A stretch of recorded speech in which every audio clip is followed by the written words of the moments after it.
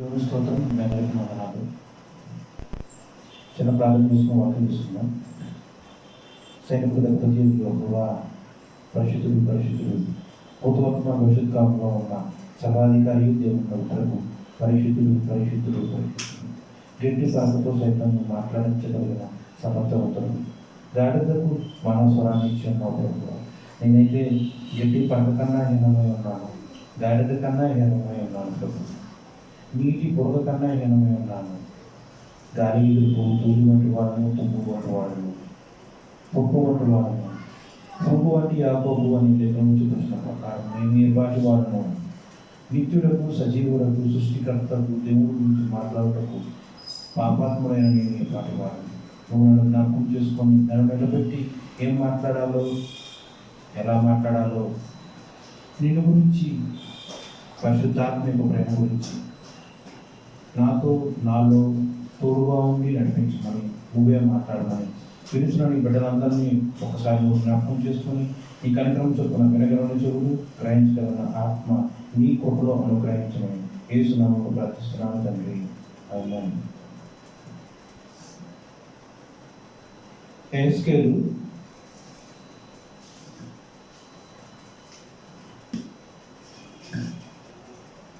యెహెజ్కేలు 38:7.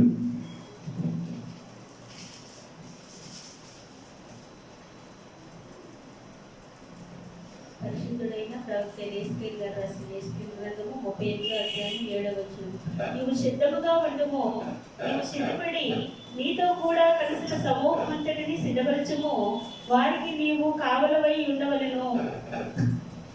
నీవు సిద్ధముగా ఉండుము, నీవు సిద్ధపడి నీతో కూడా కలిసిన సమూహమంతటిని సిద్ధపరచుము, వారికి నీవు కావలి అయి ఉండవలెను.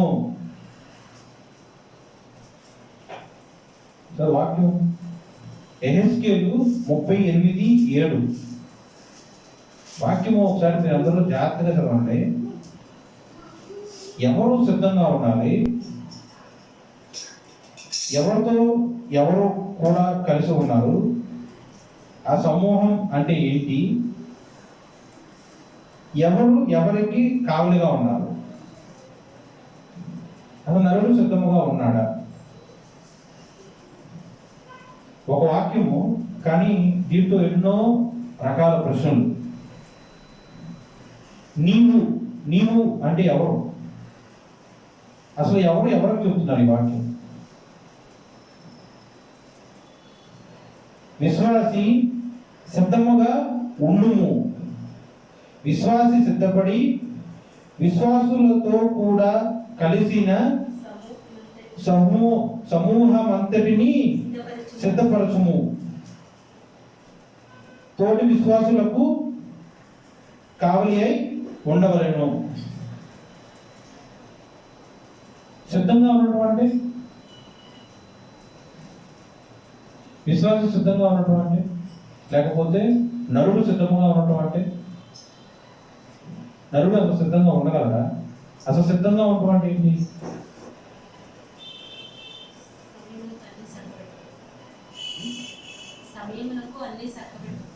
సమయంలో అన్ని చక్కబెట్టుకుంటాం. కుమార్తె గారు ఆన్సర్ నువ్వు చూసేటమ్మా.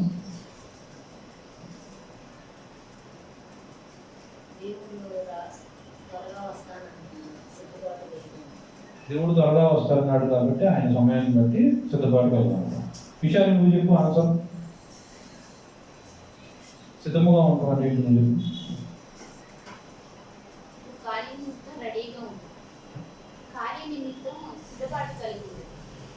రెడీగా ఉన్నాడు, సిద్ధపాటు. ఓకే, ఒక్కొక్కరు ఒక ఆన్సర్ ఇచ్చారు. అన్ని ఆన్సర్ కరెక్టే. ఈ వాక్యంలో ఏం చెప్తున్నారు? సందర్భానుసారంగా మాట్లాడితే ఎవరు ఎవరికి పని అప్పగిస్తున్నారు, ఆ పని చేయాల్సింది ఎవరు, పని అప్పగించేది ఎవరు? ఫర్ సపోజ్ ఇదే వాక్యం చూడండి. దేవుడు ఒక నరుడితో మాట్లాడుతున్నాడు. నీవు సిద్ధముగా ఉండుము, సిద్ధముగా ఉంచుతానా ఉండుమున అంటే దేవుడు నరుడితో నేను నిన్ను సిద్ధపరుస్తాను అని చెప్తున్నాడా? లేకపోతే నరుడితో నరుడా నువ్వు సిద్ధముగా ఉండుము అని చెప్తున్నారా? అని నరుడు ఒక ఒక ఒక రకమైన పని అప్పచెప్తున్నాడుగా. పని అప్పచెప్తున్నాడుగా, ఒక రకమైన పని పని సిద్ధముగా ఉండటం అనేది ఒక పని. అది చేయాల్సిన ఎవరు? నరుడా దేవుడా? పని అప్పచెప్పేది యేసుక్రీస్తు ప్రభువారు. ఇది పాత నిబంధన గ్రంథం కాబట్టి యెహోవా దేవుడు పని అప్పచెప్తున్నారు. ఆ నరుడు చేయాల్సింది సిద్ధంగా ఉండటం, రెడీగా ఉండటం. అర్థమవుతుందా? సిద్ధంగా ఉండటం అనేది మీకు అనుభవం ప్రకారం ఒక్కొక్కరు ఒక్కొక్క రకమైన ఆన్సర్లు ఇచ్చారు. మీరు ముగ్గురు చెప్పింది కూడా కరెక్టే. మరి నువ్వు సిద్ధంగా ఉన్నావా? సిద్ధమా? కుమారి నువ్వు సిద్ధంగా ఉన్నావా? విశాలి నువ్వు సిద్ధంగా ఉన్నావా? వెంకటేష్ అని కూడా నేను సిద్ధముగా ఉన్నానా? ఇప్పుడు మన నలుగురు ఉన్నాం ఇక్కడ. ఎవరి వ్యక్తిగత జీవితం వాళ్ళది. మన నలుగురులో ప్రతి ఒక్కరు కూడా యేసుక్రీస్తు చేత సిద్ధపడి ఉన్నామా లేదా మనము సిద్ధపడాల్సి ఉన్నదా? రెండు అర్థాలు కరెక్టే. యేసుక్రీస్తు చేత సిద్ధపడాల్సింది మనం. కానీ ఇక్కడ వాక్యం ఏం చెబుతుందంటే మనల్ని సిద్ధపడమంటున్నాడు. సిద్ధంగా లేని మనల్ని దేవుడు సిద్ధపడమంటున్నాడు. సిద్ధపడిన తర్వాత ఊరకనే ఉండాలా? మనతో పాటు ఉన్న సమూహం అంటే ఇద్దరు అవ్వచ్చు, ఇద్దరుంటే ఒక సమూహం అని కూడా అన్నారు. ఎక్కువ మంది గుంపుగా మన చుట్టూ ఉన్నట్లయితే వాళ్ళందరినీ కూడా ఎవరు సిద్ధపరచాలి? మనమే. ఇప్పుడు కుమారక్క ఉంది, కుమారక్క చుట్టూతో సమూహం ఉంది. ఎవరు సిద్ధపరచాలి సమూహాన్ని? మరి తను చేసేది అదే కదా. తన వర్క్ నిమిత్తము ఒక యానిమేటర్గా ఎక్కడికి వెళ్ళినా తన ఉద్యోగం ఎలా అయితే చేస్తుందో, ఉద్యోగం చేస్తూ కూడా తనకి కుదిరిన సమయంలో దేవుడి గురించి ప్రకటిస్తుంది. మరి విషయాన్ని, మరి సీతమ్మ, మరి వెంకటేష్, తర్వాత మన చుట్టూ ఉన్న సమూహమును సిద్ధపరచాలి. ఇంకోటి ఏంటి? కావలిగా ఉంటాం. ఒక నరుడుకి దేవుడు అప్పచెప్పిన పనులు ఎన్ని దీంట్లో?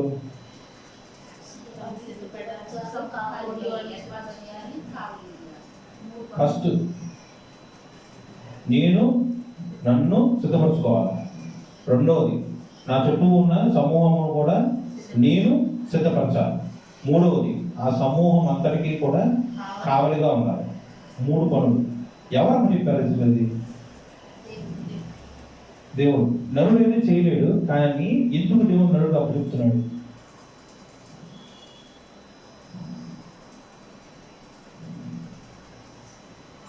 సృష్టి యావత్తులో ఏ ఒక్క గొప్ప కార్యం జరిగినా మనిషి ద్వారానే జరిగినది.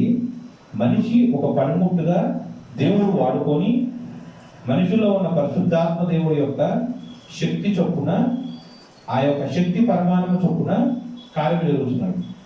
ఇప్పుడు మోషే గారు ఉన్నారు. ఎర్ర సముద్రం రెండుగా ఆయన యొక్క చేతి క్రియను బట్టి, నోటి మాటను బట్టి, అంటే ఆయన చెయ్యి చాపి తర్వాత నోటితో ఆజ్ఞ ఇవ్వగా సముద్రం రెండుగా చేరింది. ఇది చేసింది ఎవరు?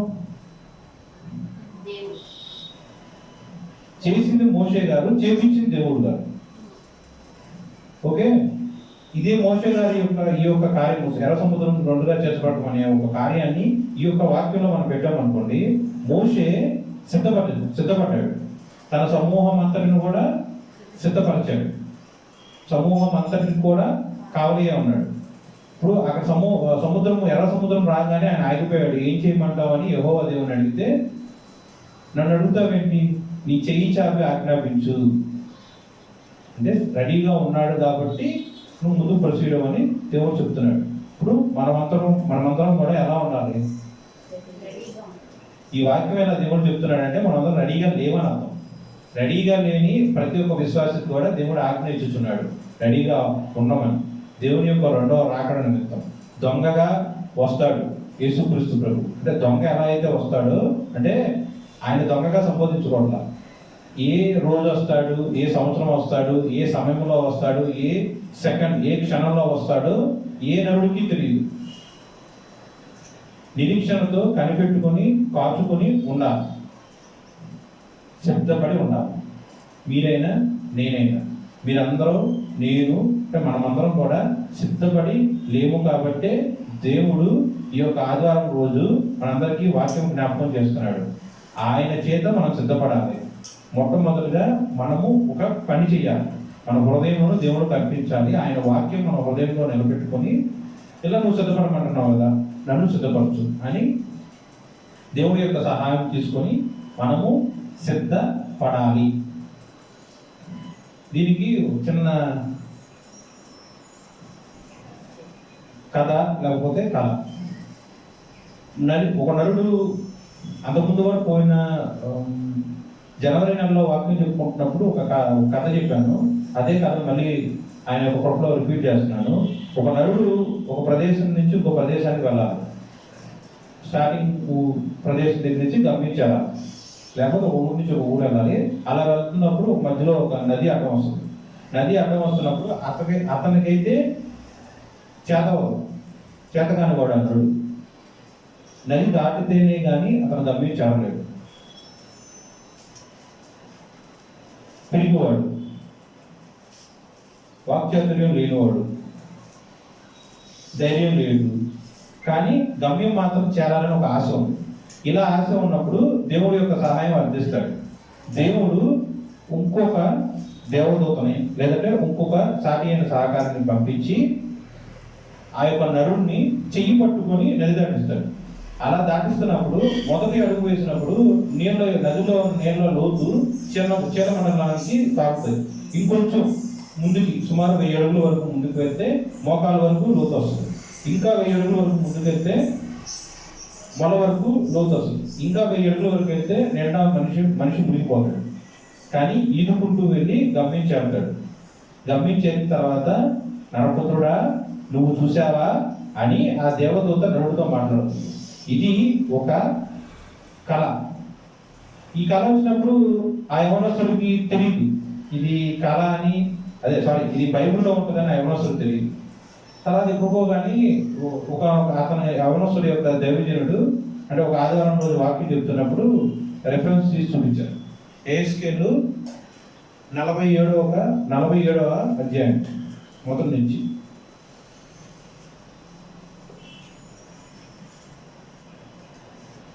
అతడు మందిరపు గుమ్మమునకు నన్ను తోడుకొని వచ్చెను. మందిరము తూర్పు ముఖముగా ఉండెను. నేను చూడగా మందిరపు గడప క్రింద నుండి నీళ్లు ఉప్పికి తూర్పుగా పారుచుండెను. ఆ నీళ్లు బలిపీఠమునకు దక్షిణముగా మందిరపు కుడి ప్రక్కన క్రింద నుండి పారుచుండెను. పిమ్మట ఆయన ఉత్తరపు గుమ్మపు మార్గముగా నన్ను నడిపించి చుట్టూ త్రిప్పి తూర్పునకు పోవు దారిని బయట గుమ్మమునకు తోడుకొని వచ్చాను. నేను చూడగా అతడ గుమ్మపు కుడి ప్రక్కన నీళ్లు ఉప్పికి పారుచుండెను. ఆ మనుషుడు ఫలనూలు చేత పట్టుకుని తూర్పు మార్గమున బయలు వెళ్ళి 1000 మూరలు కొలిచి ఆ నీళ్ల గుండా నన్ను నడిపింపగా నీళ్లు చీలమండ లోతుండెను. ఆయన మరి 1000 మూరలు కొలిచిన నీళ్ల గుండా నన్ను నడిపించగా నీళ్లు మోకాడు లోతుండెను. ఇంకా ఆయన 1000 మూరలు కొలిచి నీళ్లుండా నన్ను నడిపింపగా నీళ్లు మలలోతు నుండెను. ఆయన ఇంకను 1000 మూరలు కొలువగా నీళ్లు మిక్కిలి లోతై నేను దాటలేనంత నది కనబడెను. దాట వీలు లేకుండా ఈదవలసినంత నీరు గల నది ఆయను. అప్పుడు ఆయన నాతో ఇట్లేను, నరపుత్రుడా నీవు చూచితివి కదా అని చెప్పి నన్ను మరలా నది అద్దరికి తోడుకొని వచ్చాను. నేను ఇప్పుడు చెప్పిన కథకి లేదా చెప్పిన కళకి ఇప్పుడు చెప్పిన వాక్యానికి ఏమైనా రిజర్వెన్స్ ఉందా? అంటే రెండు ఏకమా? అంటే రెండు ఒకటా కాదా? ఈ యవనస్తుడికి ఈ కళ వచ్చినప్పుడు ఈ వాక్యం అతనికి తెలియదు. వాక్యం తెలియదు యవనస్తుడికి. వాక్యం యవనస్తుడికి తెలియదు. అంటే యవనస్తుడు సిద్ధంగా ఉన్నాడా లేదా? వాక్యం ఒక జ్ఞానం ఉందా లేదా? లేదు యవనస్తుడికి. ఒకనొక సందర్భంలో కొద్ది రోజులు జరిగిన తర్వాత ఒక ఆదివారం రోజు ఆ యవనస్తుడి యొక్క పాస్టర్ గారు వాక్యం చెప్పినప్పుడు ఈ రెఫరెన్స్ చెప్పారు. యెహెజ్కేలు 47వ అధ్యాయం కుమారమ్మ గారు చెప్పిన రెఫరెన్స్ మొత్తం. దైవజనులు గారు చెప్పిన వాక్యం ఎక్స్ప్లెనేషన్ లేదా బైబుల్లో ఉన్న యెహెజ్కేలు 47వ అధ్యాయము ప్లస్ ఆ యవనస్తుడికి వచ్చిన కళ రెండు ఒకటని చాలా రూఢిగా తెలిసింది. అంటే దేవుడు వాక్యంలో ఉంది, దైవజనుడి ద్వారా చెప్పడం ఒక రకమైన ప్రత్యక్షత. దేవుడు దైవజనుల గారిని వాడుకొని విశ్వాసంతో మాట్లాడతాం. దేవుడు డైరెక్ట్గా ఒక దూత ద్వారా కళయందు ప్రత్యక్షమయ్యి కళలో ఇది పిక్చర్గా, సినిమాగా, ఒక దృశ్యంగా ఆ యవనస్తులు చూపించారు. ఇది ఒక రకమైన ప్రత్యక్షత. ఈ రెండింటిలో ఏది మంచిది మీరు చెప్పండి.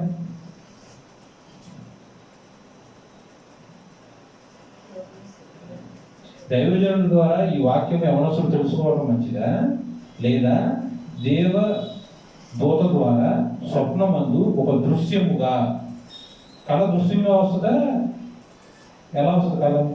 కళ దృశ్యం అనేది వస్తుందా, లేదా సినిమా రూపంలో, లేదంటే దృశ్యం ప్రకారంగా దైవజనుడు యవనస్తుడికి దేవదూత ద్వారా స్వప్నమందు వచ్చింది. రెండింటిలో ఏది మంచిది? రెండు మంచి, రెండింటిలో ఏది ఎక్కువ మంచిది చెప్పండి.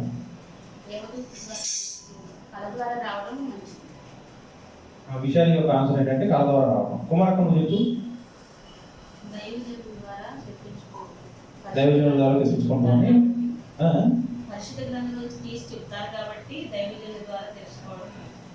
సరే, నువ్వు చెప్తామా?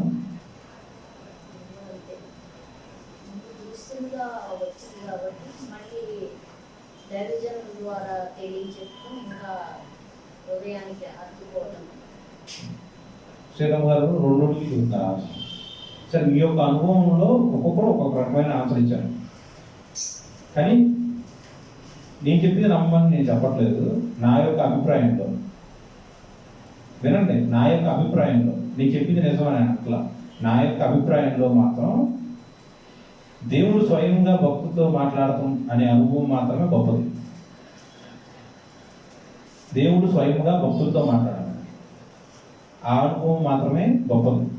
దేవుడు ఎప్పుడైతే భక్తులతో స్వయంగా మాట్లాడలేదో అప్పుడు రెండో వ్యక్తి, దైవజనుడు అవ్వచ్చు, సాటి అయిన విశ్వాసులు అవ్వచ్చు, సంఘ పెద్దలు అవ్వచ్చు, యవనస్తులు అవ్వచ్చు, ఎవరైనా సరే దేవుడిని ఎరిగిన భక్తులు అవ్వచ్చు, ప్రవక్తలు అవ్వచ్చు, ఎవరి ద్వారా సరే రెండో వ్యక్తి ద్వారా అప్పుడు ఆ విశ్వాసం బయలుపరుస్తారు. ఇది రెండోది. ఇది నా అభిప్రాయం అండి, ఇది నా అభిప్రాయం. మీ అభిప్రాయం ఎలా చెబుతున్నారో నా అభిప్రాయం ఎలా చెబుతున్నాను.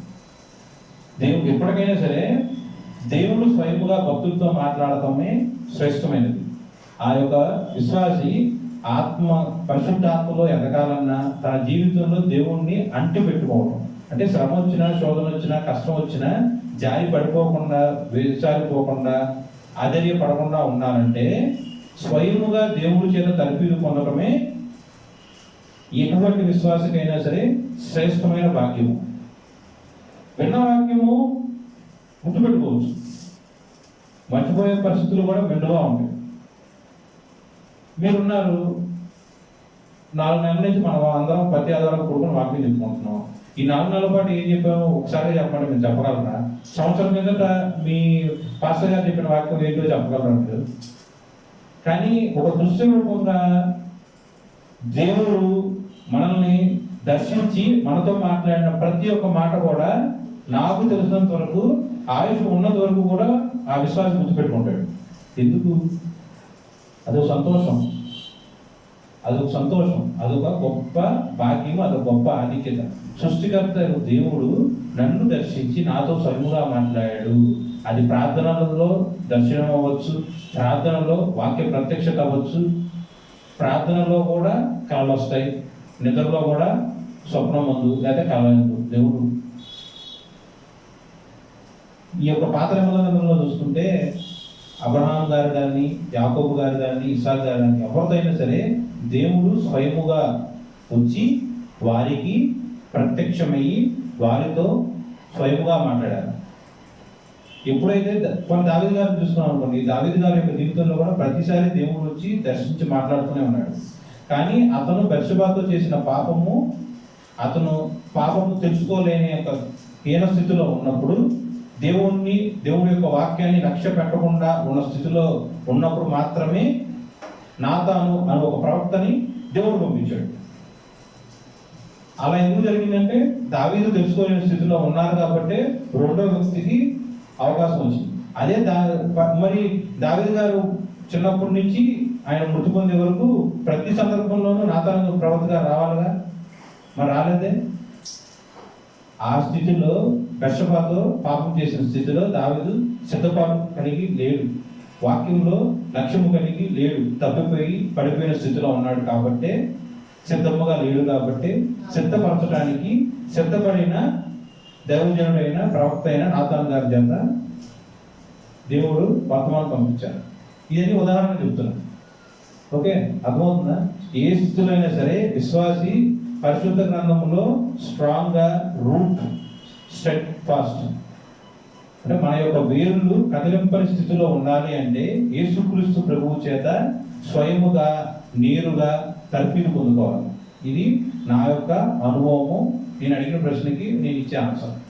ఓకే, ఇప్పుడు ఈ యొక్క నది దాటుతున్నప్పుడు ఆ యొక్క యవనస్తుడికి లేదా ఈ యేసుక్రీస్తు ప్రవక్త గారికి 4 స్టేజెస్, నది దాటుతున్నప్పుడు 4 రకాలుగా మాట్లాడారు. మొదటి లోతు ఎక్కడ దాకా చీలమనం, రెండో లోతు మోకాలు అనుభవం, 3వ లోతు మొల, 4వ లోతు నిండా మునిగిపోవడం లేదా ఈత కొట్టడం.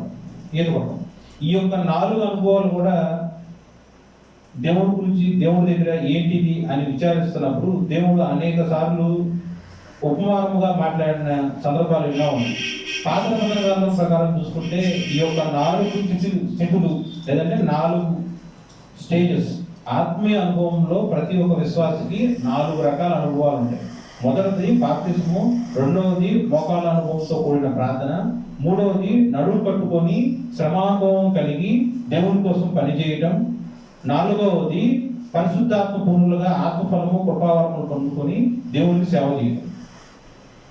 ఈత కొట్టడం అంటే పరిశుద్ధాత్మలో నిండా మునిగి పరిశుద్ధాత్మ యొక్క ప్రేరేపణతో మనము నడిపింపబడడం. ఇది కొత్త నిబంధన గ్రంథం. అదే పాత నిబంధన గ్రంథంలో కంపేర్ చేసి చూసుకుంటే 4 స్టేజెస్ని ఎలా అంటే మొదటిది బేతేలు, రెండవది గిల్గాలు, మూడవది ఎరికో, 4వది యోర్దాను. పేర్లు విన్నారా? వాస్తవానికి పాత నిబంధన గ్రంథంలో లేకపోతే బైబిల్ ఉన్నప్పుడు బైబిల్ మన పరిశుద్ధ గ్రంథంలో చివరి పేజెస్లో మ్యాప్స్ కనిపిస్తాయి. యేసుక్రీస్తు ప్రభు వారు ఇలా యెరూషలేం, బెత్లెహేం ఆ పరిసర ప్రాంతాల్లో ఆయన చేసిన సేవ ఇది అని చెప్పి మ్యాప్ ఉంటుంది. అలాగే అపోస్తలుడైన పౌలు గారు ఆయన యొక్క సేవలో పలానా ఊరు నుంచి పలానా ఊరు వరకు ఇలా వెళ్ళారు అలా వెళ్ళారని మొత్తం రాసుంటారు. అలాగే ఇజ్రాయెల్ దేశం గురించి కూడా మ్యాప్ మొత్తం క్లియర్గా ఉంటుంది. దీంట్లో ఎప్పుడైనా మీరు పరిశీలనగా చూసారా? బేతేలు ఎప్పుడైనా కనిపించిందా మ్యాప్లో? అట్లాగే గిల్గాలు, ఎరికో, యోర్దాను, ఈ ప్రదేశాలకి ఎంత ప్రాముఖ్యం ఉంటే మ్యాప్లో చూపించడం మాత్రమే కాకుండా పాత నిబంధన గ్రంథంలో కూడా ఒకసారి కాదు ఎన్నోసార్లు ఈ ఊరి పేరైన ఈ 4 పట్టణాల గురించి 4 గ్రామాల గురించి దేవుడు ఎన్నోసార్లు మాట్లాడతాడు. ఉదాహరణకి ఒక్కొక్క విశ్వాసం గురించి మాట్లాడాలంటే అబ్రహాం గారి జీవితంలో మాట్లాడతారు, యాకోబు గారి జీవితంతో మాట్లాడతారు, డెబోరా అను ఒక న్యాయాధిపతి ఇజ్రాయెల్ న్యాయాధిపతి అయిన డెబోరా అను ఒక ప్రవక్త, ఆమె గురించి ఆమె జీవితంలో ఈ యొక్క ఊరి గురించి మాట్లాడతారు. అట్లాగే ఐగుప్తు దేశం దగ్గర నుంచి దేవుడి యొక్క కృప చొప్పున, దేవుడి యొక్క కనికరము చొప్పున ఇజ్రాయెల్ ప్రజలని ఐగుప్తు దేశం నుంచి దేవుడు వాగ్దానం చేసిన ఆ యొక్క ప్రదేశానికి నడిపించే ఆ 40 సంవత్సరాల యొక్క ప్రయాణంలో ఈ ఊళ్ళు లేదా ఈ యొక్క పట్టణములు గుండా వాళ్ళు ప్రయాణం చేశారా? చేయలేదా? చేశారు. మోషే కాలంలో కానీ యెహోషువ కాలంలో కానీ వాళ్ళు చేశారు. ఇంకా మండే ప్రవక్త అయిన ఏలియా గారు ఆయన యొక్క ఆత్మీయ ప్రయాణంలో ఈ ప్రదేశాల గుండా కూడా ఆయన ప్రయాణం చేశారు. ఆయన యొక్క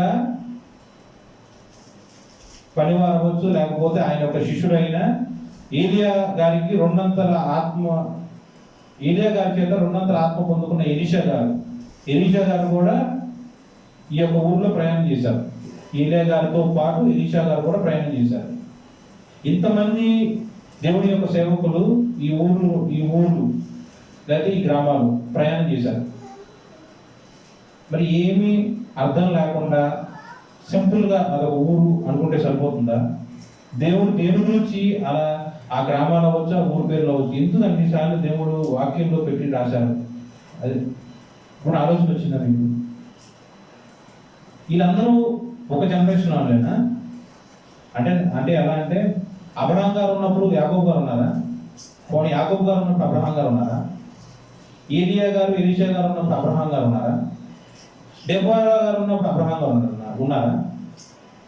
ఒకరు నివసించిన కాలం నందు మరొక దైవజనుడు జన్మించకుండా ఉన్నప్పుడు జరిగిన సందర్భం, మళ్ళీ ఇంకొక దైవజనుడు యొక్క ఆత్మీయ జీవితంలో మళ్ళీ ఆ ఊళ్ళు మళ్ళీ జ్ఞాపకం చేస్తున్నారు. ఎందుకు ఈ మార్పు? ఎప్పుడన్నా ఆలోచన వచ్చిందా మీకు? ఇన్ని జనరేషన్ ఆఫ్టర్ జనరేషన్స్ జరుగుతున్నా కూడా, సంవత్సరాల తరబడి సంవత్సరాల యొక్క కాలం గడిచిపోతున్నా కూడా, దేవుడు ఎందుకు బేతేలు, గిల్గాలు, ఎరికో, యోర్దాను అని ఎందుకు మాట్లాడారు దేవుడు?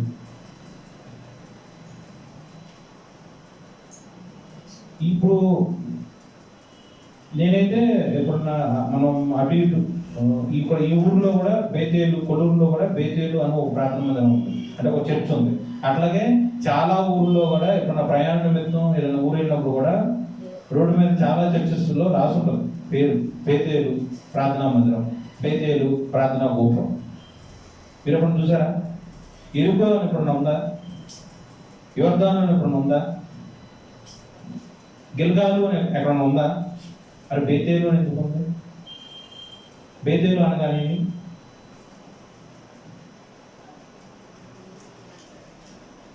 సో ఈ 4 ఊర్ల గురించి, అంటే పరిశుద్ధాత్మ యొక్క నడిపింపులో ఒక విశ్వాసి ఎలా అయితే నది దాటి తన గమ్యస్థానానికి చేరాలి అని ప్రయాణం అయ్యాడు, అలాగే నరుడు భూమి మీద జన్మించిన మొదలుకొని అతని యొక్క భూలోక ఆత్మీయ ప్రయాణంలో 4 స్థితుల నుంచి అతను దాటాలి.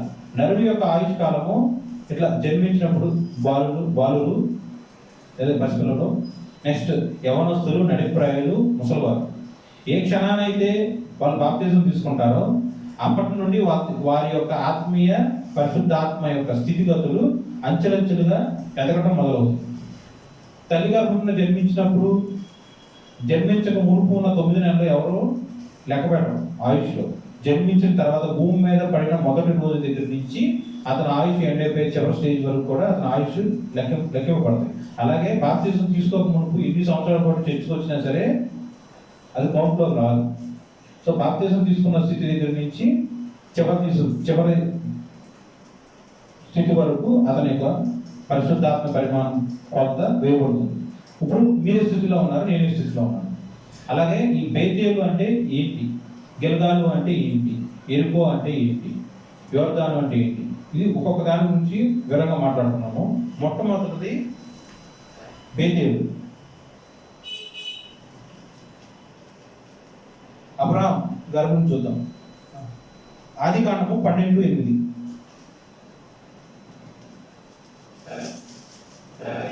అతడు బయలుదేరి బేతేలుకు తూర్పునున్న కొండకు చేరి పడమటనున్న బేతేలుకును తూర్పునున్న హాయిని మధ్యను గుడారము వేసి అక్కడ యెహోవాకు బలిపీఠము కట్టి యెహోవా నామమున ప్రార్థన చేసెను. చాలు.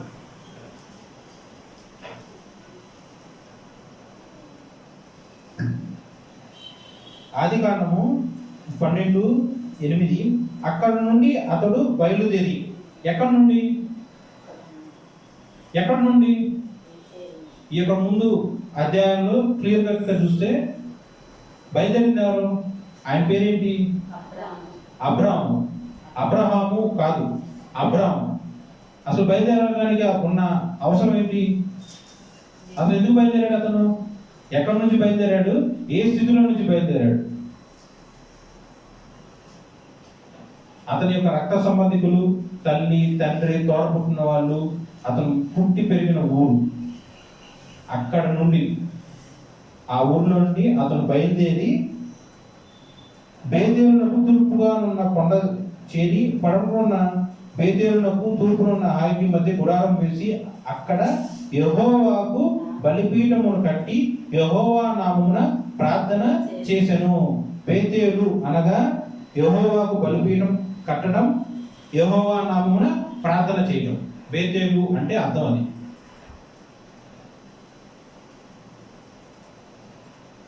బేతేలు అంటే యెహోవాకు బలిపీఠం కట్టడం, యెహోవా నామమున ప్రార్థన చేయడం. కానీ అక్కడ నుండి బయలుదేరడం అంటే అదంతా చిన్న విషయం కాదు. ఒక ఊర్లోంచి ఒక ఊర్లోకి రావడమే కదా అని బైబిల్ చదివితే మీకేమైనా అర్థం అవచ్చేమో. కానీ అది ఎంతో ప్రయాసం.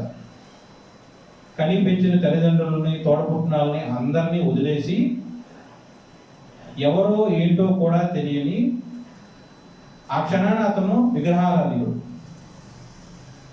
సూర్యుడిని కొలిచే ఒక విగ్రహారాధికుడు. అతనికి యెహోవా దేవుడు ప్రత్యక్షమయ్యి, నువ్వు నీ స్వజనులందరినీ వదిలివేసి నీ కలిగి ఉన్న నీ భార్యను, నీ ఆస్తిపాస్తులను తీసుకొని నేను చెప్పే ప్రదేశానికి వెళ్ళు అని అతనికి దేవుడి యొక్క స్వరము వినిపడితే అతను ఆ మాటకు లోపడ్డా లేదా? మీకేమర్థమవుతుంది? మూలవాక్యానికి ఇప్పుడు నేను చెప్పిన మాటకి నీవు సిద్ధపడము. దేవుడు మాట చెప్పాడు. నువ్వు నీ యొక్క బ్లడ్ రిలేషన్, నీ యొక్క పుట్టి పెరిగిన ఊరు వదిలివేసి నేను చెప్పే ఊరికి నువ్వు వెళ్ళు అని దేవుడు ఒక పని చెప్పాడు. దేవుడు పని చెప్పాడు కదా అని ఆ క్షణాన మాత్రమే అతను విన్నాడా? నేను నెల తర్వాత చేస్తా అన్నాడా? నేను సంవత్సరం తర్వాత చేస్తా అన్నాడా? నేను కొంచెం టైం తీసుకొని ఆలోచించుకొని అసలు నాతో మాట్లాడింది ఎవరో క్రాస్ చెక్ చేసుకొని చేస్తాను అన్నాడా? చెప్పిన వెంటనే పని చేశాడా లేదా? దేవుడు ఒక పని అప్పచెప్పాడు, నువ్వు నీ వాళ్ళందరినీ వదిలేసిరా. దేవుడి యొక్క మాటకి అబ్రాము గారు సిద్ధపడ్డాడా లేదా? నీవు సిద్ధపడము. ASK 37లో మనం మాట్లాడుకున్న మాట. ఇప్పుడు అబ్రాహాం గారు సిద్ధపడ్డాడు. నరుడు చేసిన పని అప్పచెప్పింది యెహోవా దేవుడు, పని చేసింది అబ్రాహాం గారు. నరుడు సిద్ధపడ్డాడు. సిద్ధపడి దేవుడు చెప్పిన ప్లేస్కి వెళ్ళాడా? బేతేలుకు వెళ్ళి కోరకన్నాడా? బలిపీఠం కట్టారు. నెక్స్ట్ యెహోవా నామం ప్రార్థన చేశారు. అతని యొక్క జీవితంలో మరి ఇంకొక సందర్భంలో ఎప్పుడు నాకు వచ్చారో రాదో చూద్దాం. ఆదికాండము 13:3-4. అతడు ప్రయాణం చేయించు దక్షిణము నుండి బేతేలు వరకు, అనగా బేతేలుకును హాయికి మధ్య తన గుడారము మొదట ఉండిన స్థలము వరకు వెళ్ళి తాను మొదట బలిపీఠము కట్టిన చోట చేరెను. అక్కడ అబ్రాము యెహోవా నామమున ప్రార్థన చేసెను. చాలండి. ఇప్పుడు యెహోవా దేవుడు పని చెప్పారు అబ్రాహాం గారికి, నువ్వు వెళ్ళు అని. అతను వెళ్ళారు. అతను వెళ్తున్నప్పుడు బేతేలు దగ్గర ఆగి బలిపీఠం కట్టి ప్రార్థన చేశారు. తర్వాత అక్కడి నుంచి మళ్ళీ అతను ప్రయాణం కానాన్ దేశానికి ప్రయాణం అవుతున్నప్పుడు ఆ యొక్క ప్రయాణంలో ఈజిప్ట్ వస్తుంది. ఈజిప్ట్ అనే ఊరు వస్తుంది, అదే పట్టణం వస్తుంది. ఆ ఊర్లో ఆయన నివాసం ఉంటారు. తెలుసా ఇదంతా? నివాసం ఉన్నప్పుడు అబ్రాహాం గారి భార్యని చూసి పెళ్లి చేసుకున్నాం అనుకుంటాం. ఒకవేళ ఈమె నా భార్య అని చెప్తే అబ్రాహాం గారిని చంపేస్తారేమో అన్న భయంతో అబ్రాహాం గారు నా సహోదరి అంటారు. అది యాక్చువల్గా అబద్ధం అని చాలా మంది అనుకుంటారు, కానీ వాస్తవానికి అది నిజమే. ఎలా అంటే అబ్రాహాం గారు కానీ శారా గారు కానీ ఒక తల్లికి పుట్టిన వాళ్ళు కాదు, కానీ ఒక తండ్రికి పుట్టిన వాళ్ళు. ఆ రోజుల్లో పాదరక్షణ గ్రంథంలో ఒక తండ్రికి జన్మించిన వాళ్ళు పెళ్లి చేసుకోవచ్చు. తల్లులు వేరు. ఒక తల్లికి పుట్టిన వాళ్ళు కాదు, ఒక తండ్రికి పుట్టిన వాళ్ళు. అదవుతుందా? ఇది ఒక రకంగా నిజమే. సో ఆయన ఈజిప్ట్ దేశం నుంచి మళ్ళీ ఫరో పంపించేస్తారు కానాన్ దేశానికి ఈ ప్రయాణం సాగిపోయినాడు. అలా వెళ్తున్నప్పుడు మళ్ళీ బేతేలుకు వచ్చారు. ఎందుకు వచ్చారు?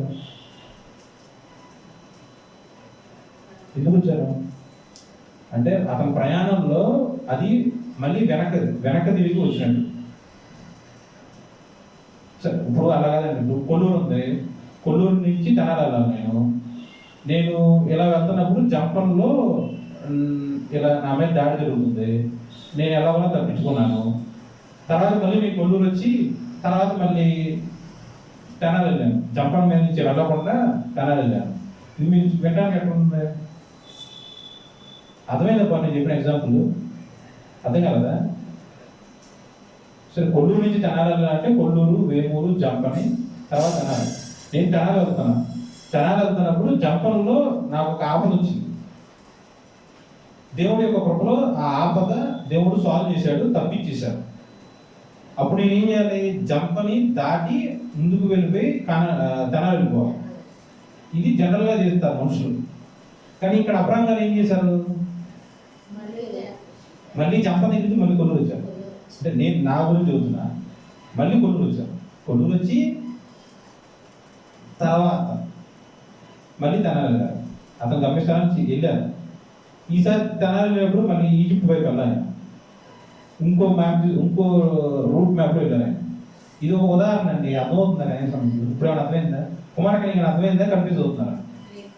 ఇప్పుడు ప్రశ్న ఏంటంటే, జంపంలో ఆపద సాల్వ్ అయిపోయింది కదా, అటు నుంచి తెనాలి పోవచ్చు కదా, ఎందుకు మళ్ళీ వెనక్కి రావాల్సి వచ్చింది కొల్లూరు?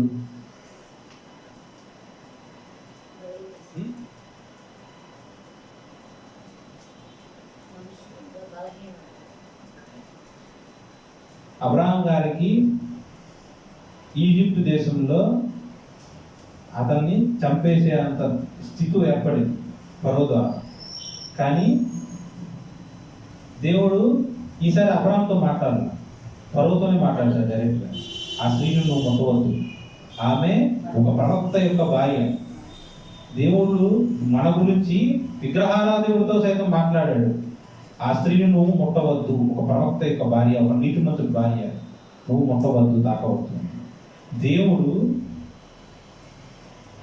కోసం సిద్ధపడిన ఒక విశ్వాసి ఏమన్నా ఆపద వస్తే దేవుడు ఆ విశ్వాసితో ధైర్యంగా ఉండు అని చెప్పడం మాత్రమే కాదు, అది జనరల్గా జరిగేది. కానీ మన దేవుడు ఎలాంటి దేవుడు? మనకి ఆపద కలగజేసే వాళ్ళ దగ్గరికి వెళ్ళి వాళ్ళకి హెచ్చరిస్తాడు, నా బిడ్డలను ముట్టమాకు, నా బిడ్డల జోలికి రామాకు, జాగ్రత్త సుమి అని హెచ్చరిస్తాడు. ఇక్కడ జరిగింది. లేఖనం మీరే చూసుకోండి, 12వ అధ్యాయం మొత్తం చదువుకోండి, 13వ అధ్యాయంలో చదువుకోండి. ఇది జరిగింది కాబట్టి అబ్రహాం గారు మళ్ళీ వెనక్కి వచ్చి బేతేలు పర్వతం దగ్గరికి వచ్చి దేవుడికి కృతజ్ఞత అర్పణతో కూడిన బలిపీఠము, స్తుతి సింహాసనము, ప్రార్థన అంతా చెల్లించి కానాను దేశానికి మళ్ళీ బయలుదేరతారు. గ్రాటిట్యూడ్ లేకపోతే కృతజ్ఞతాభావం, ప్రార్థన. ఇది పాత నిబంధన. ఏ ప్రదేశం అయితే దేవుడికి బలిపీఠం కట్టి ప్రార్థన చేశారు, మళ్ళీ ఆ ప్రదేశానికి వచ్చి దేవుడు చేసిన మేలు నిమిత్తమై, దేవుడు చేసిన ఆశీర్వాదం నిమిత్తమై, దేవుడు వారి యొక్క జీవితంలో తప్పించిన ఆపద నిమిత్తమై, ప్రాణము పోయేంత స్థితి వచ్చినా సరే, భార్యను వేరొకరు దొంగతనం లేకపోతే లోపరుచుకునే స్థితి వచ్చినా సరే దేవుడు తప్పించాడు అని దేవుడి యొక్క సన్నిధికి ఎక్కడైతే బలిపీఠం కట్టారో ఆ ప్రదేశానికి చేరి దేవుడికి మళ్ళీ బలులు అర్పించి ప్రార్థన చేసుకొని అతని యొక్క ప్రయాణము మళ్ళీ మొదలుపెట్టాడు. ఇది నేను చెప్పిన ఎగ్జాంపుల్ అర్థమైందా? మీకు అర్థం అవడానికే ఇలా ఊరు పేర్లు వాడాడు, మరోలాగా కాదు. అర్థమైందా? ఇది అబ్రహాం గారి జీవితంలో 2 మార్లు బేతేలు దగ్గరికి ఆయన సందర్శించారు. ఇది యాకోబు గారి జీవితంలో చూద్దాం. ఆదికాండము 28:10-22.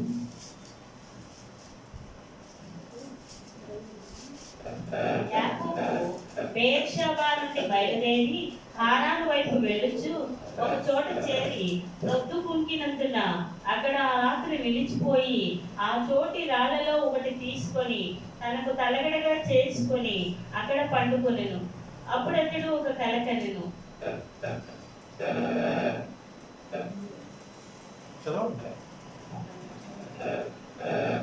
అందులో ఒక నిచ్చెన భూమి మీద నింపబడి ఉండెను, దాని కొన ఆకాశమునంటెను, దాని మీద దేవుని దూతలు ఎక్కుచూ దిగుచుండిరి.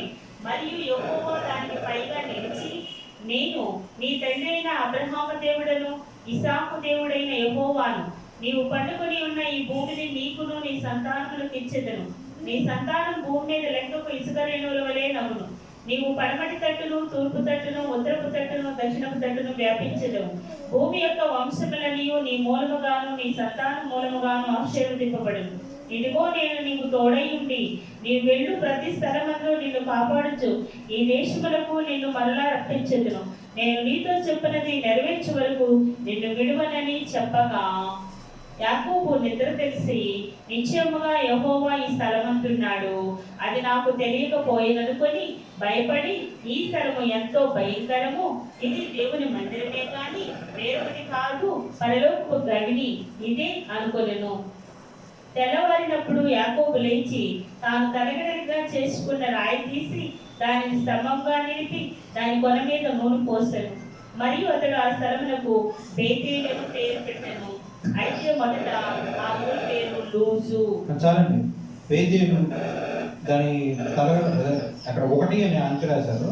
కింద దాని అర్థం ఏంటంటే, బేతేలు అంటే దేవుని యొక్క మందిరం.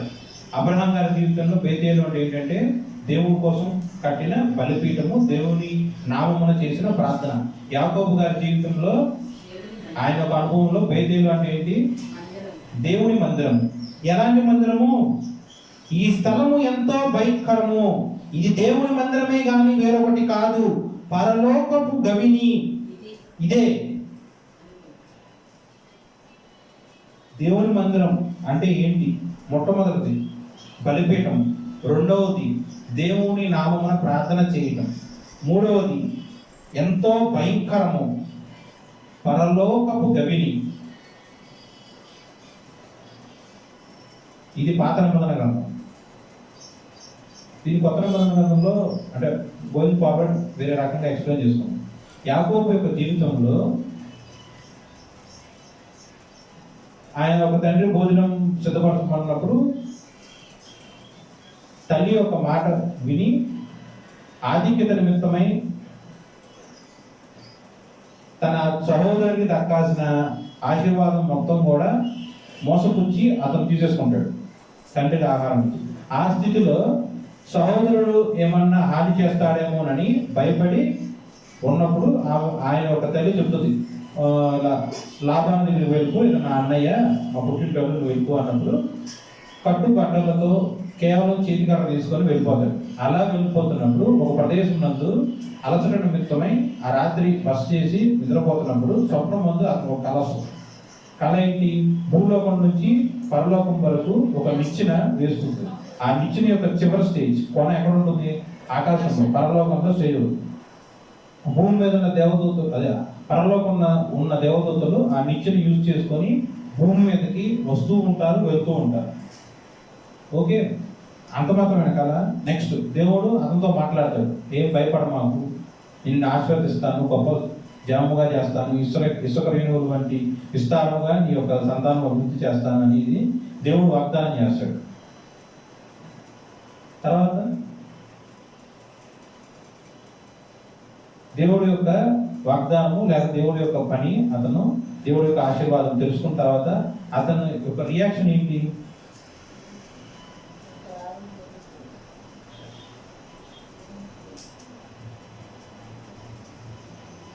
అతను సిద్ధపడ్డాడా లేదా? అబ్రహాం గారికి ఇట్లా విగ్రహారాధనగా ఉన్నప్పుడు దేవుడు ఆ ఊరు వదిలేసి వెళ్ళిపోమన్నప్పుడు అతను వెళ్ళిపోయాడు ఆ ఊరు వదిలేసి. ఇక్కడ యాకోబు గారి జీవితంలో కూడా ఆ కళ ద్వారా దేవుడు స్వయంగా వచ్చి మాట్లాడినప్పుడు అతని యొక్క రియాక్షన్ ఏంటి? దేవుడు దర్శించి స్వప్నమందు అతనికి ధైర్యం కలిగిన మాట అందించాడు, ఓదార్పు కలిగిన మాట అందించాడు, ఆశీర్వాదంతో కూడిన మాట అందించాడు. అతని యొక్క భవిష్యత్తు ఎలా ఉంటుంది దాని గురించి దేవుడు మాట్లాడాడు. అంటే అతను ఆ క్షణాన యాకోబు గారి జీవితంలో, యాకోబు గారి యొక్క హృదయంలో ఎంతైతే వేదన, బాధ, భయము అన్నీ ఉంటాయో అవన్నీ పోయేటట్టు ఆ పరిస్థితికి అనుగుణంగా దేవుడు ఆ సమయమున మాట్లాడా లేదా? స్వయముగా దేవుడు వచ్చి మాట్లాడినప్పుడు ఆ మాట విన్న యాకోబు గారు ఎలా రియాక్ట్ అయ్యారు? దేవుడు మాట విన్నారు, యాకోబు గారు ఎలా రియాక్ట్ అయ్యారు? భయపడి నిద్ర లేచిన పిమ్మట తలగడగా తీసుకున్న రాయిని అక్కడ పెట్టి దాని మీద నూనె పోసి, అంటే ఆ రాయిని పవిత్రపరిచాడు. పవిత్రపరిచి బలిపీఠము కట్టి ఇది దేవుని యొక్క మందిరము అని పేరు పెట్టాడు. దేవుడు ఎప్పుడైతే మనతో మాట్లాడతాడో, ఏ స్థితిలో అయితే మనతో మాట్లాడతాడో, మన హృదయంలో ఉన్న సమస్తమైన ఆలోచనలు, బాధ, వేదన, భయము, ఉపద్రవము సమస్తము పోయేటట్టు, ఆశీర్వాదమును మన వారసులుగా ఉన్నట్లు, దేవుని యొక్క పని నిమిత్తము, దేవుని యొక్క సంకల్పం నిమిత్తము దేవుడు మనల్ని ఈ యొక్క భూలోకంలో జన్మింపజేసినట్లు మనం నమ్మి ఆయన మాటకి లోబడి బ్రతుకుతామో, ఆ క్షణమునందే అతను దేవునికి బలిపీఠము కట్టాడు. సిద్ధపడ్డా లేదా? దేవుని మాటకి లోబడి అసలు నమ్మాడా లేదా? నమ్మాడు కాబట్టి బలిపీఠం కట్టారు. ఎలా కట్టారు? అప్పటి వరకు ఆ రాయి అతనికి దిండు, అతను వస్తు, పర్సనల్ వస్తువు. కానీ ఆ తర్వాత కూడా మళ్ళీ దిండుగా వాడా. నూనె పోయటం అంటే పవిత్రపరచు.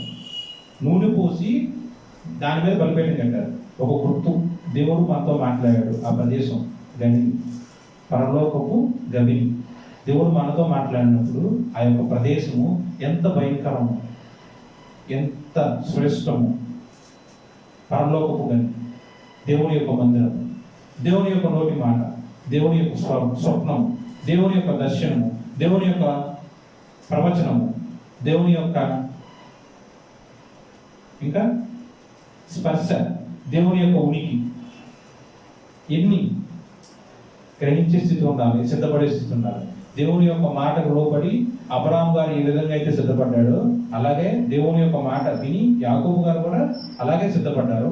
మందిరం కట్టారు, దేవునికి బలిపీఠం కట్టారు, దేవుని నామమున ప్రార్థన చేసి తన జీవితం ముందుకి దేవుడు నిర్ణయించిన ఆ యొక్క ప్రయాణంలో ముందుకు వెళ్ళారు. ఎక్కడా కూడా ఆగిపోవాలి. మరి మనం ఎన్ని మార్లు మీ యొక్క పర్సనల్ జీవితంలో మీకు కలిగిన భయం నిమిత్తం, బెరుకు నిమిత్తం మీరు ఇలా తడబడుతున్నప్పుడు దేవుడు ఎన్నిసార్లు దర్శించి మీతో మాట్లాడారు.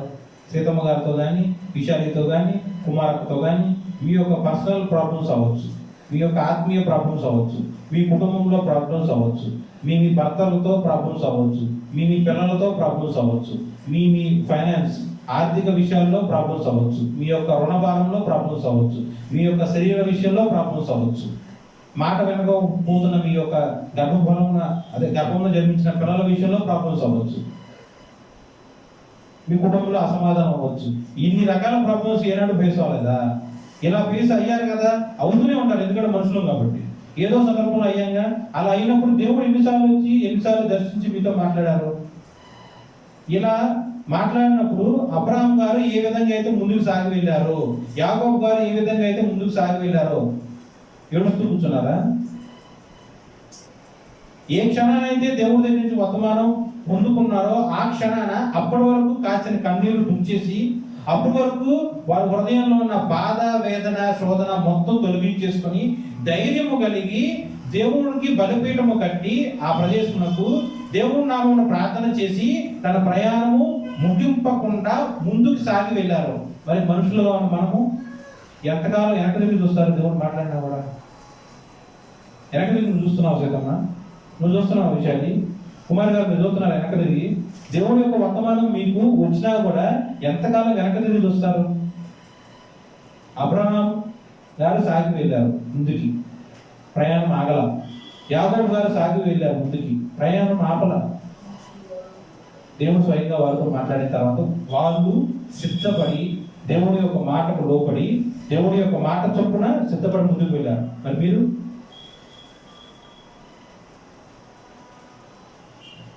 ఇలా యాకోబు గారు జీవితంలో వెళ్ళిన తర్వాత మళ్ళీ ఎప్పుడైనా సరే ఆయన జీవితంలో ఎప్పుడైనా మళ్ళీ బేతేలు ఆ ఒక ప్రదేశాన్ని సందర్శించారా? అబ్రహాం గారు 2 మార్లు సందర్శించారు, యాకోబు గారు 2 నిమిషాలు సందర్శించారు. 31:13 నీవెక్కడ స్తంభం మీద నూనె పోస్తువో, ఎక్కడ నాకు మొక్కుబడి చేస్తువో ఆ బేతేలు దేవుడును నేనే. ఇప్పుడు నీవు లేచి ఈ దేశంలో నుండి బయలుదేరి నీవు పుట్టిన దేశంలో తిరిగి వెళ్ళమని నాతో చెప్పే చాలండి. ఆదికాండము 31:13. నీవెక్కడ స్తంభము మీద నూనె పోసిదివో, ఎక్కడ నాకు మొక్కుబడి చేసిదివో ఆ బేతేలు దేవుడు నేనే. ఇప్పుడు నీవు లేచి ఈ దేశములో నుండి బయలుదేరి నీవు పుట్టిన దేశమునకు తిరిగి వెళ్ళమని నాతో చెప్పినను. అంటే అది యాకోబు గారు వాళ్ళ భార్యకి చెప్తున్నప్పుడు చెప్తాడు. రాయల్ గారిని లేయ గారు వచ్చినప్పుడు ఇలా ఏసై నాతో ఇలా అదే యెహోవా నాతో ఇలా మాట్లాడారని చెప్తారు. చూడండి దేవుడు ఎలా మాట్లాడుతున్నారు చూడండి. అక్కడ నీవెక్కడ స్తంభము మీద నూనె పోసిదువో, ఇలా గుర్తు చేసింది యెహోవా దేవుడా యాకోబు గారా? దేవుడు గుర్తు చేశారు. అది కూడా ఒక రోజు తర్వాత 40 సంవత్సరాల తర్వాత బేతేలు అను ఆ ఒక ప్రదేశము వదిలి అతను మేనమామ ఆయన వాళ్ళ అమ్మగారు యొక్క సోదరుడి ఇంటికి వెళ్ళినప్పుడు, లాభాన్ ఊరు వెళ్ళినప్పుడు సంథింగ్ అక్కడ చాలా సంవత్సరాల పాటు ఇట్లా హెల్పర్ లాగా పనిచేస్తూ ఉంటాడు. తర్వాత తన మరదలను పెళ్లి చేసుకోవడం కోసం ఒక 7 సంవత్సరాలు, మళ్ళీ అక్కడ మోసపోతే మళ్ళీ ప్రేమించిన అమ్మాయి రాయల్ గారిని చేసుకుంటాడు మళ్ళీ 7 సంవత్సరాలు, తర్వాత ఆస్తిపాస్తుల కోసం ఇంకో 6 సంవత్సరాలు, మొత్తం 40 సంవత్సరాలు పనిచేస్తాడు యాకోబు గారు లాభాన్ గారి దగ్గర. 40 సంవత్సరాలు అయిన తర్వాత దేవుడు స్వయంగా యాకోబు గారికి ప్రత్యక్షమైనప్పుడు, ఇవన్నీ కల్పితం కాదు, మీరు చదువుకుంటూ ఉండండి. 28, 29, 30, 31 ఈ యొక్క అధ్యాయాల్లో చదువుతున్నప్పుడు నేను చెప్పిన దాంట్లో ఉంటుంది. అంతా 31వ అధ్యాయంలో అతని మామ అతను చేసిన మోసం అవ్వచ్చు, లేకపోతే అనీతితో కూడిన కార్యములు అవ్వచ్చు, దాని నిమిత్తం యాకోబు బాధపడుతున్నప్పుడు దేవుడు అతనికి ప్రత్యక్షమై అతనితో మాట్లాడినప్పుడు దేవుడు తను ఎలా బయలుపరుచుకుంటున్నాడు. నీవు ఎక్కడ స్తంభము మీద నూనె పోసితివో, మనిషి దేవుడు గుర్తు చేస్తున్నాడా లేదా దేవుడు నరుడికి గుర్తు చేస్తున్నాడా? ఒక రాయి తీసి నువ్వు నూనె పోసావు అని దేవుడు తన్ను తాను గుర్తు చేస్తున్నాడు ఒక విశ్వాసికి, ఒక భక్తుడికి. మరి దేవుడు నిన్ను గురించి ఆయన ఒక జ్ఞాపకార్థ పుస్తకంలో రాయడా? నువ్వు దేవుడి కోసం యాకోబు గారు ఒక రాయి తీసి నూనె పోసి దేవుడు బలిపీఠం పెట్టారు. అది 40 సంవత్సరాల తర్వాత దేవుడు స్వయంగా యాకోబు గారితో మాట్లాడుతున్నారు. అదే నీ జీవితంలో నువ్వు లేకపోతే మీరు దేవుడి కోసం దేవుడి యొక్క వాక్యాన్ని భరిస్తూ సహనంతో కూర్చుకున్నారు. దేవుని యొక్క వాక్యాన్ని భరిస్తూ ప్రేమ కలిగి బ్రతికారు. దేవుని యొక్క వాక్యానికి లోబడి నీ యొక్క భర్తకి లోబడి బతుకుతున్నావు, నీ యొక్క పిల్లలకి లోబడి బతుకుతున్నావు. అంటే వాక్యానుసారంగా బ్రతుకుతున్నావు. పలానా అవమానంలో పలానా నిందలో వాక్యానుసారంగా సహనం కలిగి బ్రతుకుతున్నాం. అత్తగారి విషయంలో అవ్వచ్చు, ఆస్తిపాస్తుల విషయంలో అవ్వచ్చు, అప్పుల విషయంలో అవ్వచ్చు, ఏ విషయంలో అయినా సరే వాక్యానుసారంగా నువ్వు బ్రతికినట్లయితే, ఎలా అయితే దేవుడు 40 సంవత్సరాల తర్వాత యాకోబు గారిని దర్శించి నువ్వు స్తంభం మీద నూనె పోసారే ఆ దేవుడు నేనే అని ఎలా అయితే దేవుడు తను ఐడెంటిఫై చేసినట్టు మాట్లాడతారో, అట్లాగే దేవుడు నీతో మాట్లాడా. నువ్వు వాక్యానుసారంగా చేసిన ప్రతి క్రియను దేవుడు గుర్తుపెట్టి ఫలానా అప్పుడు నువ్వు దేవుడి యొక్క వాక్యాన్ని ఇలా ప్రవర్తించావు కదా అని దేవుడు నిన్ను మెచ్చుకోడా? ఆయన యొక్క వాక్యంలో గుక్కుడు వేడి నీళ్ళు ఇచ్చినా చన్నీళ్ళు ఇచ్చినా దాని యొక్క ప్రతిఫలము దేవుడు మెచ్చుకోడు. వేడి నీళ్ళు చన్నీళ్ళు అని ఉదాహరణ చెప్పుకున్నప్పుడు నీ కన్నీరు వాక్యానుసారంగా నువ్వు బ్రతుకుతూ ఆ యొక్క జీవము కలిగిన దేవుని వాక్యం నిమిత్తమై నువ్వు బాధపడ్డా, కన్నీరు కార్చినా, ఎటువంటి అసమాధానంగా బతికిన కుటుంబం ఎలాంటి స్థితిలో ఉన్నా, అప్పుల్లో ఉన్నా కూడా నువ్వు ఇలా వాక్యానుసారంగా బ్రతుకుతున్నావు కాబట్టి దేవుడు నిన్ను దర్శించి నీతో మాట్లాడతా. యాకోబుతో మాట్లాడాడుగా, మరి నీతో నువ్వు కాచిన కన్నీరు నిమిత్తమే దేవుడు ప్రత్యక్షమై నీతో మాట్లాడతా. ఎలా మాట్లాడాడు? ఎంత చక్కటి మాట. నీవెక్కడ స్తంభము మీద నూనె పోసిదువో, ఎక్కడ నాకు మొక్కుబడి చేసిదువో ఆ బేతేలు దేవుడు నేనే.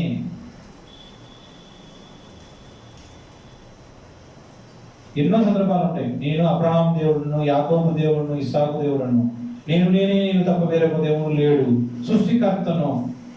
పాత గ్రంథంలో ఎన్నో పేర్లు ఉన్నాయి. కానీ దేవుడు యాకోబు గారితో ఆ యొక్క బాధపడుతున్న యాకోబు గారు, మామయ్య ద్వారా మోసపోయిన యాకోబు గారు, మామయ్య యొక్క కొడుకులు కూడా యాకోబుని నిందిస్తూ ఉంటారు. మోసం చేస్తే ఆస్తిపాస్తులన్నీ నువ్వు ఇలా తీసేసుకున్నావు కదా అని మోసం చేసావని యాకోబుని నిందిస్తూ అతను హేళన చేస్తున్నప్పుడు ఆ సందర్భంలో బాధపడుతున్న యాకోబు దగ్గరికి దేవుడు వచ్చి స్వయంగా మాట్లాడాడు. ఎంత ఊరట కలిగిన మాట! పరిస్థితికి సందర్భానికి అనుసంధానంగా దేవుడు మాట్లాడిన మాట మీతో కూడా మాట్లాడతాడు. ఎక్కడ స్తంభం మీద నూనె పోసితువు, ఎక్కడ నాకు మొక్కుబడి చేసితువు ఆ బేతేలు దేవుడును నేనే. ఇప్పుడు నీవు లేచి ఈ దేశంలో నీవు బయలుదేరి నీవు పుట్టిన దేశంలోకి తిరిగి వెళ్ళమని చెప్పాను. వెంటనే స్టార్ట్ అయ్యారు లేదా? మనకి ఏం పనులు అయ్యాయి? దేవుడు పలానా పని చెప్పినప్పుడు నేనైనా సరే మీరైనా సరే చేయని పనులు అయ్యాయి. ఉదాహరణకి నా జీవితంలో చూసుకుందాం. దేవుడు కొల్లూరులో మందిరం పెట్టు అని ఆగస్టు 17వ తారీఖు చెప్పారు. పోయిన సంవత్సరం 2021 సంవత్సరం ఆగస్టు 17వ తారీఖు. ఆ రోజు మా చెల్లి పెళ్లి జరుగుతున్న రోజు. కానీ తెల్లవారుజామున దేవుడు వాక్యముగా ప్రత్యక్షమై చెప్పిన పని పెట్టడానికి సుమారు 6 నెలలు టైం పట్టింది. ఇది వెంకటేష్ జీవితం. అబ్రహాం గారి జీవితంలో ఏ క్షణానైతే నీ తల్లిదండ్రులను వదిలివేసి నీ పుట్టి పెరిగిన ఊరిని వదిలివేసి నేను చెప్పిన ప్రదేశానికి వెళ్ళు అని అబ్రహాంతో చెప్పారు. ఆ రోజే ఆయన చేశారు. యాకోబు గారు మరి మీరు వాళ్ళు సిద్ధపడ్డారు, మనము సిద్ధపడాలి. అదే తేడా. సో సిద్ధపడాలి. దేవుడి యొక్క మాట ప్రకారము సిద్ధపడాలి. ఇది చెయ్యి అని దేవుడు చెప్పినప్పుడు అసలు మనతో చెప్పిన దేవుడు కాదు. ఒకసారి క్రాస్ చెక్ చేసుకున్నాం. ఇదో రకమైన ఇది వాక్యానుసారంగా శుభానువాలు అనడం వాక్యానుసారంగా కరెక్ట్ అయింది. ఎప్పుడు అనుమానం కలిగి క్రాస్ చెక్ చేయాలి? విశ్వాసంలో కరెక్ట్ స్థితి లేనప్పుడు, ప్రార్థన అనుభవం లేనప్పుడు అప్పుడు క్రాస్ చెక్ చేయాలి. కానీ మాట్లాడేది దేవుడే తెలుసుకోవాలి. క్రాస్ చెక్ చేయాలంటే అప్పుడు దాన్ని ఏమంటారు? Over confidence. లేకపోతే చెప్పిన పని ఇంకా రేపు చేస్తా, ఎల్లుండి చేస్తా, నెలకి చేస్తా, సంవత్సరానికి చేస్తా అని చెప్పడం. భయపడ్డారా అబ్రహాం గారు? భయపడ్డా యాకోబు గారు? భయపడ్డావా సీతమ్మ? భయపడ్డావా కుమారక? భయపడ్డావా విషయాలు? నేను వాళ్ళందరూ దేవుడు పనిచేశారు, మనం చేయాలి.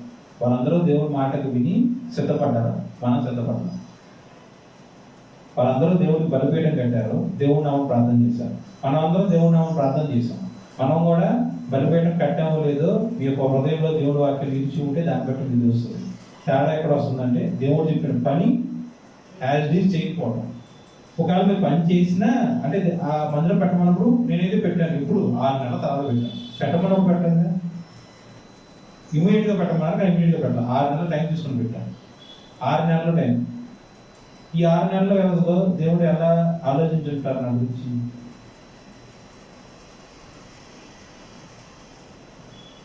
నా 6 నెలల టైంలో దేవుడు చెప్పిన పని నిమిత్తం నేను ఎంత అనుమానం కలిగి ఉంటాం, లేదంటే అధైర్యం కలిగి ఉండటం, లేకపోతే నాకు వ్యతిరేకంగా ఉన్న వాళ్ళ నిమిత్తమే, అంటే మందిరం పెట్టడానికి వీలేదు అని చెప్పిన వాళ్ళ నిమిత్తమే నేను ఇన్ని రకాలుగా ఎంత దూరం ఆలోచించుండొచ్చు. మనుషుల నిమిత్తమే నేను ఎంత లక్ష్య పెట్టచ్చు, దేవుడి మాట ఎంత అలక్ష్య పెట్టచ్చు.